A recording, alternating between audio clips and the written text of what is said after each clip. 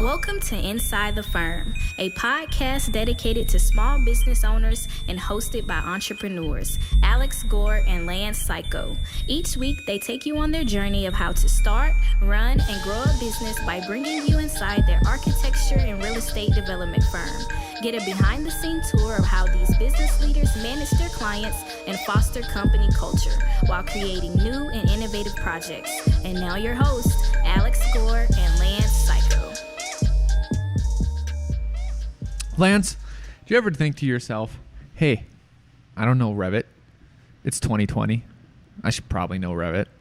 Well, it's kind of like the dream I had this morning. I woke up early, went back to bed, and in between my first waking up and then the second one, I had a nightmare that my wife threw away the coffee maker. For real? So yeah. So, what if I've had the dreams before? Maybe I forget Revit. So yes. That was the smoothest transition story that has ever been told. Ever. So if you're in that boat, go to RevitRocketship.com. That's where yours truly, myself, Al Gore, Lance, I think you make some appearances on it. Teach you Revit. We've taught university students, other professionals, and this is what we use to train everyone that comes to F9. You also get our template, the template that we update and advance every year. So it's a great way to learn Revit. Go to RevitRocketship.com. Do it now. Don't have your wife throw away your coffee maker. In your dreams. Yeah. Or for real. Either one. Either way, you got to have that coffee. Yeah. I get in trouble for my wife's dreams all the times. Oh, yeah. All the time. Yeah. I'm in trouble. Well, I told her I was really happy with her. I was like, thank you for not theoretically throwing away the coffee maker because I'm enjoying this coffee. Yeah. Yeah. Al, it could be a while before we're attending trade shows again. Yes, it could. So what's our plan to stay up to date with new products? Well, I'll tell you what. ARCAT works with leading manufacturers to showcase their products and host their technical data. See what's new from your favorite manufacturers or find a product you didn't know you needed. We even work with manufacturers to list their latest continuing education courses so you can get those credits while you stay home. Best of all, that's good. It is. Best of all, everything they've mentioned is free. That's right. ARCAT doesn't charge nor require registration for anything that they've mentioned. So use ARCAT, that's ARCAT.com, to keep up with the latest and greatest architectural products today. If you don't have a computer, you can't do either one of those. Because it's online training. ARCAT's online. How are you even surviving without a computer in this day and age, right? It'd be pretty impressive. Pretty tough. Yeah. So if you need one, or if just the computer you're using is old, go to Dell.com/inside the firm. Guess what will happen? If you put in your email, you receive a coupon. You get 10% off.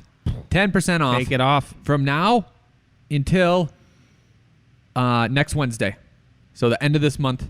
So you have a short limited time. 10% on like a $2,000 machine is $200. Next Wednesday, meaning July 1st. Yep, July 1st. Take that money. I don't know what you could do. Buy your kids something? Buy your wife something? I would buy some fireworks. Buy yourself a coffee maker?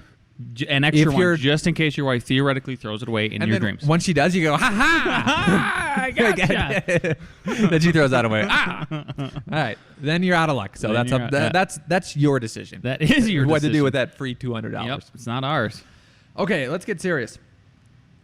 Things are still going crazy, right? Yep. And change is happening. I actually think it's probably a bigger change than most people are realizing right now. I agree. So what do we do in that change if that change does come? And what does that look like, right? Mm-hmm. Mm-hmm. And before I riff, do you have any thoughts on that? That change is coming? I just keep thinking about that Atlantic article. I still can't believe... first of all, I can't believe the Atlantic wrote a good article. Second of all, that article is really good. It's the one where he talked about how we compressed 10 years of growth into 2 months. And that the technology really allowed us to keep the economy at least floating, right? Yep. My big overall takeaway is realize what you don't know. Interesting. Realize what you don't know is the first step. Because remember when your kids were getting in school and like, what do I know about child education? I know nothing about child education. Yeah. Lance knew probably nothing too. Yeah. But then there was this program where you could learn what the school board was doing. You could learn what the teachers are doing. Yeah. Right? You could learn what they're actually doing. Yep. So rather than just propose ideas and shoot things out there about things that you have no idea what's happening, I would say stick to something where you have a deep knowledge of, right? Because there is someone who has a deep knowledge of education or something like that. And then look at first principles, right? Because I think that people are going to think that the obvious solution is to change the systems and make more rules. And this is just me personally, right? I don't think that's the answer. And here's why. It's borne out repeatedly, is that when industries or governments really change, it's when a new system comes out that competes with it, that's better than it. To somehow go within the system and utterly change that, you'll get some things done, but you're not gonna get the change that you want. Yeah. And here's why I'm talking about and cautioning it is that some people like Donald Trump, some people don't. Some people want Joe Biden, some people don't. Some people think if Biden gets in, that will be the solution. Yeah. I'm almost telling you my prediction is it will not. Because the people that vote him in, he won't be able to enact what they want. It's just impossible. We've seen it with every president. So it's not against Biden. Right. The federal government moves very slow. It is a giant ship that, like, good luck even making it turn a degree. Right. And let's say it turns a degree, and let's say it turns to agree for the benefit of the doubt. Sure. It still will not be enough. Yeah. It still will not be enough, right? So now what is your role in this? And I think that your role should be the sane actor, right? And the sane actor thinking about how you can help these problems and think about it. There's a lot of talk about, systemic problems, systemic racism. A less volatile word is looking at the fundamentals, right? Looking at first principles and really questioning what you think you know. So going back to what you know and then learning about it. Because let's take a topic that architects actually have influence on or actually know something about, right? And that is affordable housing is a problem. Yep. If it's unaffordable, it gets you trapped in a location. It's hard to make mortgage payments. It's hard to move. And you maybe can't even live in the city that you want to, right? Sometimes a knee-jerk reaction solution, again, this is my opinion, is to have an affordable housing mandate, right? But think about what that might mean. Because when you have an affordable housing mandate, it means that supply stays affordable forever, right? Mm-hmm. So a lot of people, how they make wealth and move up is that their house increases in value. And then they either take out a loan on that or they sell that and they get that cash. So are you systemically creating a problem where essentially you're making this affordable housing and you're keeping people from making that money? Unintended consequences. Unintended consequences. The other thing a lot of cities will do is that there's multiple problems. And what they're turning into is a knot. So a lot of cities will say, well, we also need to be green, so we need to limit growth, right? So all of a sudden you have affordable housing mandates and you limit growth. And what you do when you limit growth is that now you have less supply, right? Which means prices go up besides those affordable housing, which means you have a bigger barrier. You have a bigger barrier between those that have and those that don't. Mm-hmm. And you're literally contributing to this, yep. right? And then when you have that lower supply, you still have city infrastructure, so you're adding on to the bureaucracy and the cost. So you're compounding it in this Gordian knot that is hard to untangle, right? And there are so what do you do in that? One is you can be a voice of reason, right? Two, you can I'm going to explain a graph to everyone, and I think everyone will get it because even though you don't see it because you've went through high school economics. There's charts that I follow in Denver about the housing supply and the prices. And prices shoot up and down. If we take away COVID, right, that's an anomaly. And every time, when they started coming down, I switched to the second graph that looked at supply. And guess what happened? What happened? Supply went up. Yeah. So it's a simple supply-demand curve. What I'm saying is that if your answer is to just add on more layers and more complexity, there's unintended consequences to that. And if you have a voice of reason, I think you should be able to speak it out, right? And here's the other one. Let's say you are a advocate for sustainability, right? You can keep adding on regulations and all that to mandate it.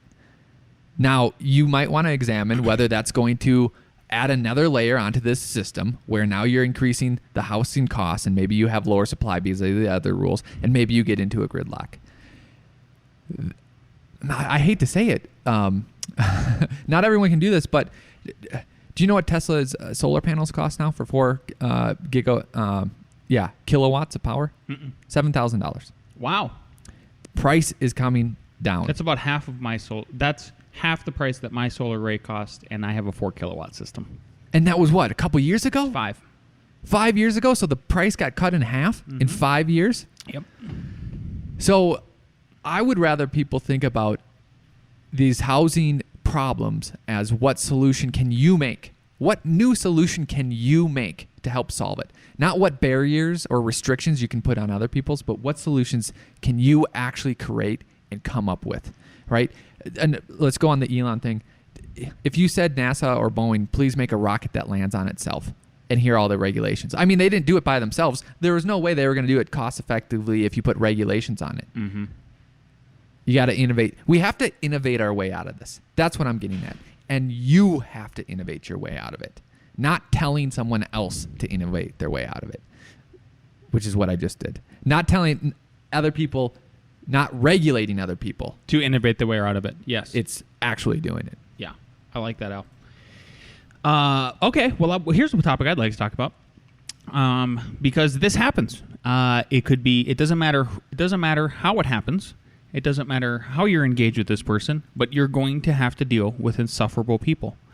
And the temperature and the temperature of everybody, what's a better way to put this? Everyone's on edge. Everyone's on edge. Their fuse is very short right now. You can just feel it. Across the spectrum. Yeah, I was listening to Joe Rogan's podcast.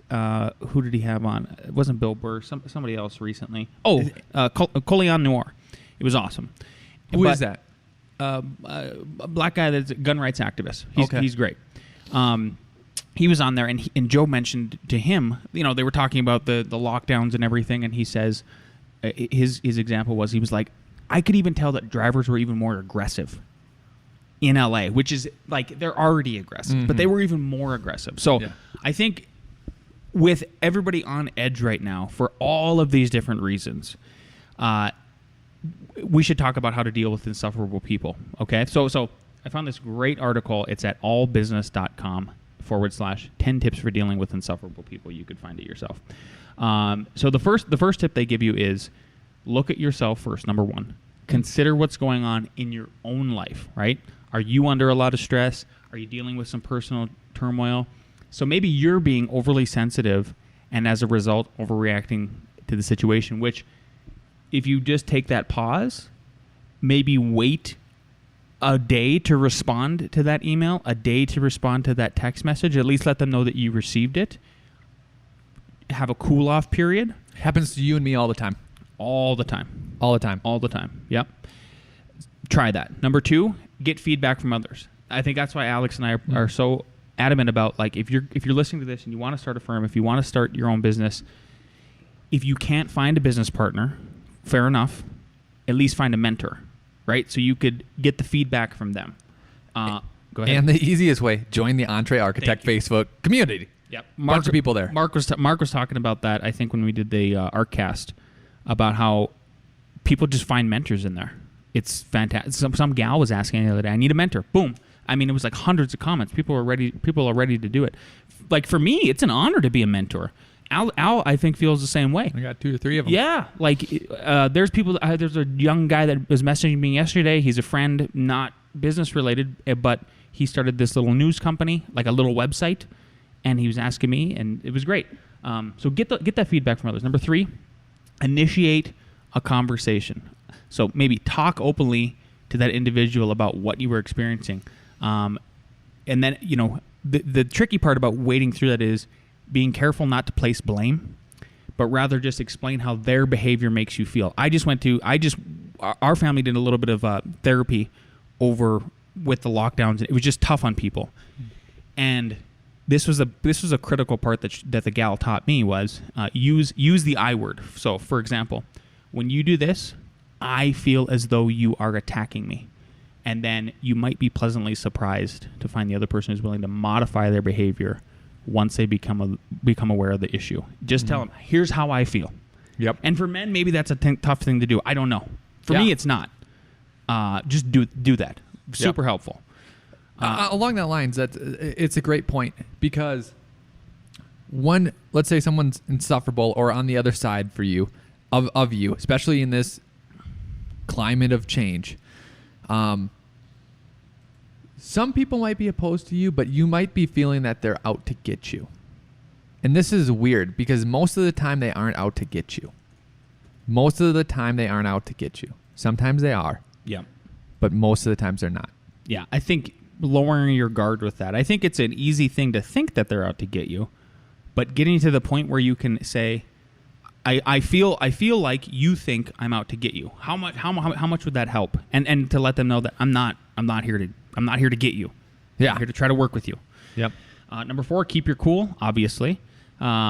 Whatever you do, don't try to get, if whatever kind of mechanism you need to put into place to where you can feel the temperature rising within yourself, whether it's, and then, if it's a slow count, 1, 2, 3, up to 10, make that happen. Number 5, don't engage or encourage.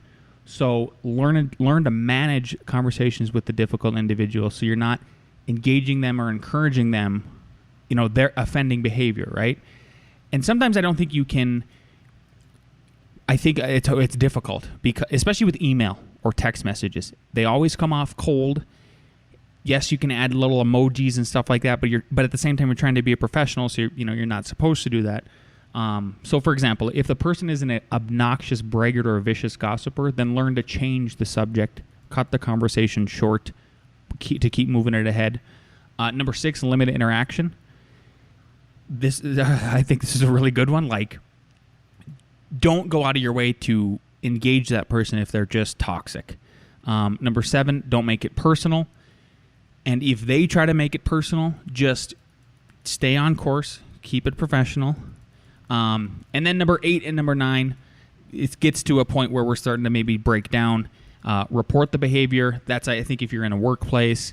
Let's say you're not the owner of the business, but don't feel afraid, I think, to talk to your boss. Your boss is a terrible boss if he or she won't allow you to hear you out about having to deal with this insufferable person, because maybe you need to step in at that point and stand up for them and say something to the tune of, I feel as if you are attacking my employee, right? Or our firm feels as if we're being treated unfairly about this.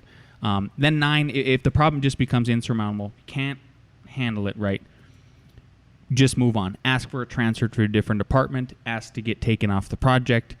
Move that around, right? And the last thing, you could just quit, which kind of leads me to my next little segment, and that is, it is okay to say no. So with the economy doing what it's doing, even though for us, real estate seems like it's still, we just hired somebody. We're now booking out weeks ahead with new projects because I keep signing contracts. I have another meeting down in Denver today for a little tenant finish. The inquiries keep coming in. People seem to be taking out reverse mortgages. That's every person that I've met with who has signed with us recently or is doing a residential remodel.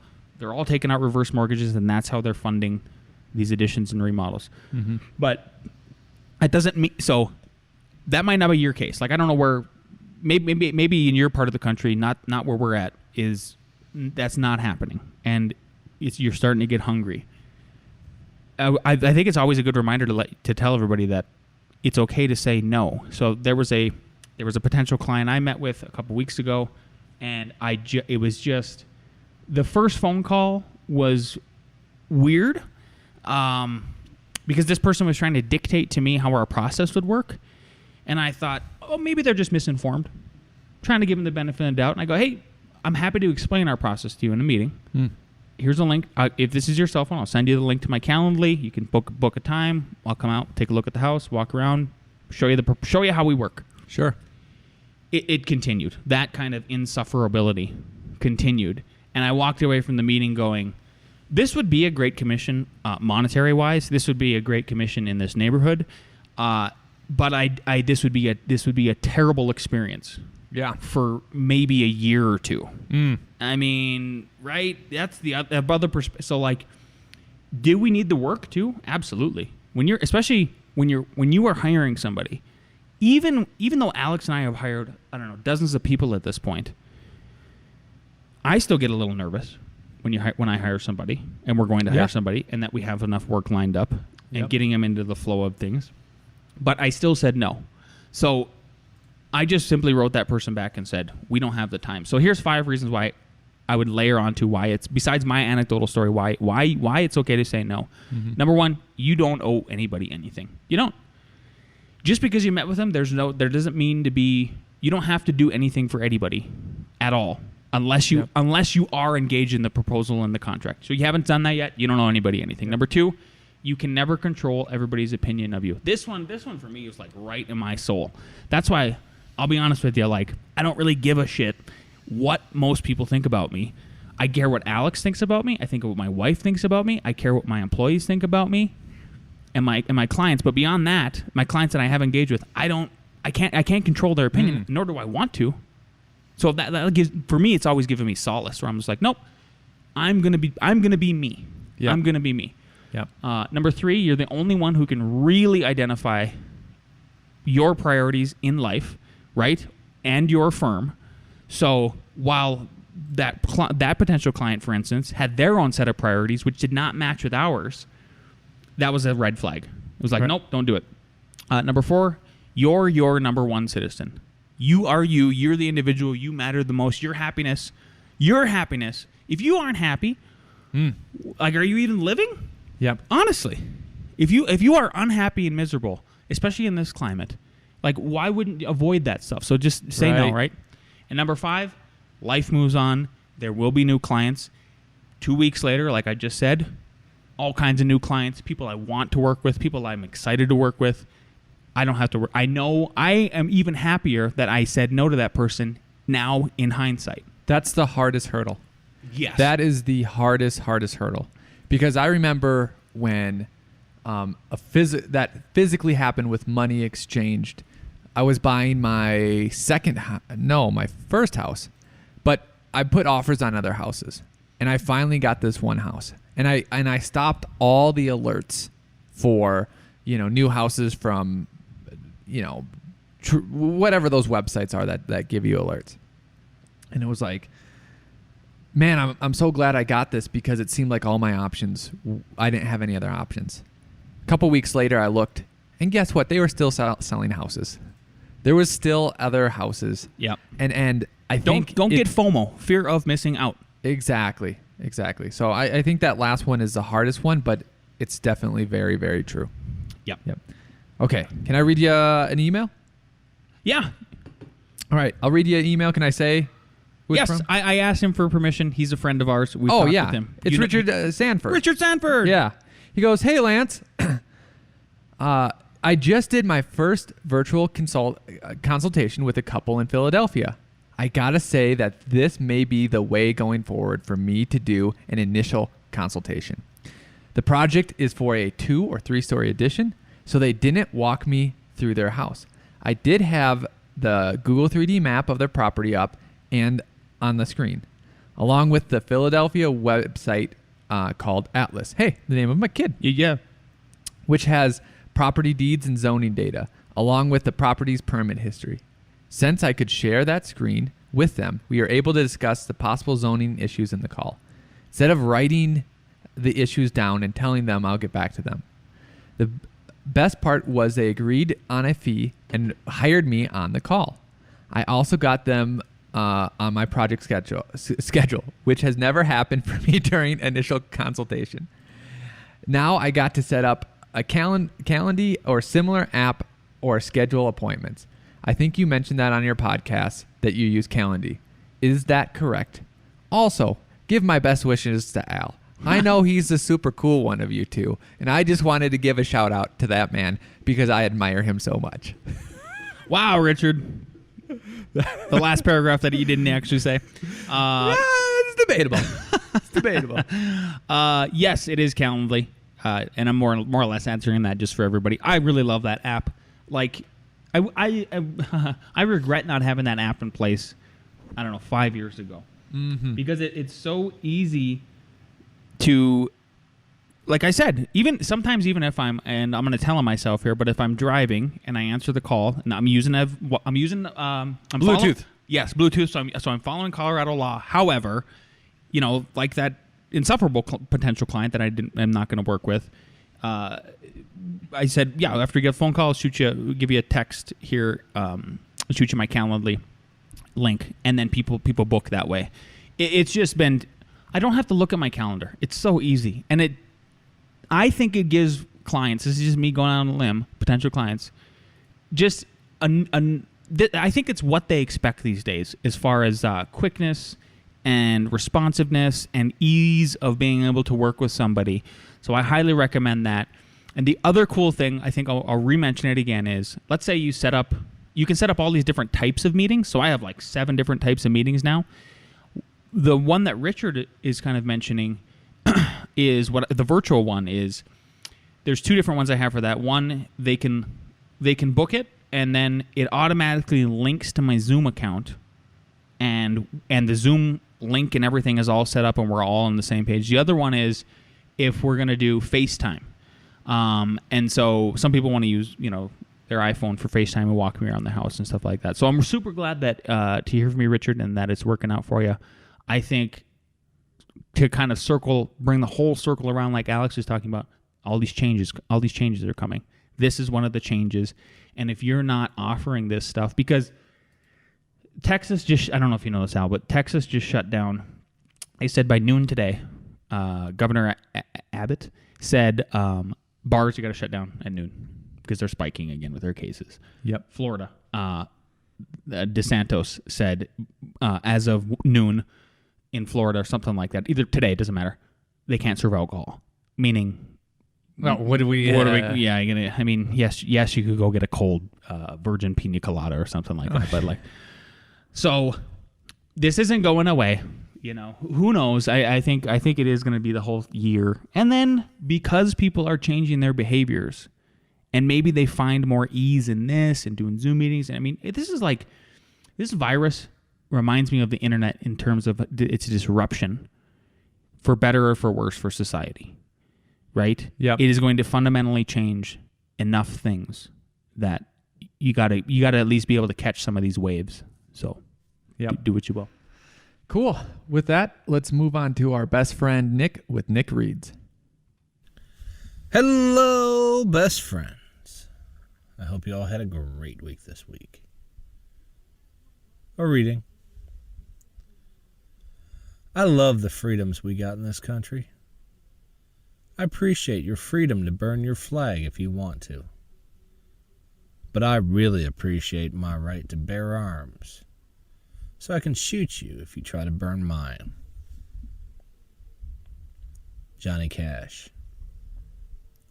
Stay safe, friends. Turn off the national media. Toodles! And I would say turn on Johnny Cash. Mm-hmm. And you should watch, what is it, Is it Walk a Mile? Is that what it is? Walk a Mile? A Mile? Is that what it is? You know what I'm talking about? Walk the Line. Watch the new Walk the Line with, I love his name.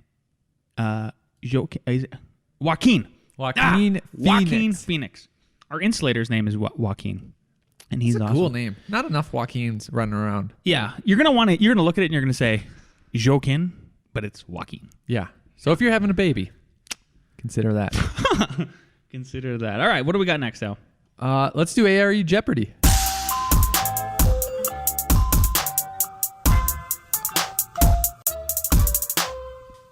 Here we go. All right. Question number 1. What is the best type of insulation for sound abatement? Is it A, bat insulation, BAT? Is it B, spray foam? Is it B, blown-in insulation? Or is it D, rock wool insulation? It's actually, and how dare you correct? That was a joke. It's supposed to be BAT insulation. Oh, okay. He's giving him a hint. Hey, you guys want me to read that again? Oh, as long as those bats didn't come from China, that's all. Best insulation for sound abatement. A. Bat insulation. B. Spray foam. C. Blown in. D. Rock wool insulation. D. C. It is D. Rock wool insulation. And if you want to experience that, go into the fire riser room. You see what it's like. I can feel it. Almost feels like a sound room in there. That's the difference. You think it crushed? It's gonna crush. I do, but it doesn't matter what I think. It doesn't matter what you It think. matters what Yep. other people You think. got it. All right, question 2. What is the absolute minimum a roof needs to slope 2 drain pipes? Minimum a roof needs to slope 2 drain pipes. A. 3/16 of an inch. Absolute minimum. B. 1/8 of an inch. C. 1.5%. D. 1/4 of an inch per 10 feet. A roof to drain to a pipe. Drain pipe. Yep. We have A, D. The answer is D. And it's actually lower than what we would ever expect because it's 1/4 of an inch per 10 foot. Not 2%, which is normal, or 1/8 of an inch per foot. Yeah. That is really, really low. It's too low. Not that I You'll recommend get it. ponding. Yeah. Yeah. It's super low. Yeah. Number 3, as defined in ACSE 7-05, Chapter 6, a building has how each wall. How did I say that? And building. A building. All right, let me rephrase this. Has how at least how much? Okay. As defined in ACSE 7-05, Chapter 6, a building has at least how much percent open? A, 60%, B, 70%, C, 80%, D, 90%. So in order to meet ACSE 7-05, Chapter 6, a building has to have at least how much percent of each wall open? A, 60%, B, 70%, C, 80%, D, 90%. That's the better way to phrase it. That was a tough one. We got B, we've got B, we've got A, and the correct answer is C, 80%. Mm-hmm.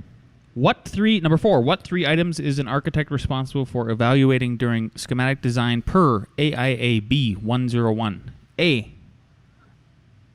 owner's program. B, basic layout. C, schedule. D, budget. Again, what 3 items is an architect responsible for evaluating during schematic design per AIA-B 101? A, owner's program. B, basic layout. C, schedule. D, budget. Which 3? What